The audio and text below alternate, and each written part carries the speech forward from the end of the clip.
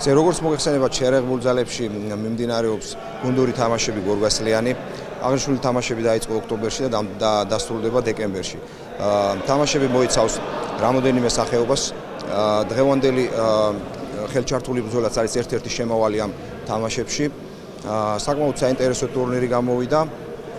დაძაბული ორთაბრძოლები იყო, ვიხილეთ ეს ორთაბრძოლები. გამოვლინდნენ გამარჯვებულები და საპრიზო ადგილზე გასული სამხედრო მოსამსახურეები. შესაბამისად, მათი დაჯილდოება მოხდება, როდესაც ეს თამაშები სრულად დასრულდება დეკემბერში, ვახტანგ გორგასლის ხსენების დღეს. მე ვილოცავ გამარჯვებულებს, პირველი ადგილი გუნდური დაიკავა სპეციალური ოპერაციების ძალებმა, მეორე ცალკეული დაზვერვის ბატალიონმა და შესაბამისად მესამე ადგილზე გავიდა მეოთხე მექანიზებული ბრიგადა.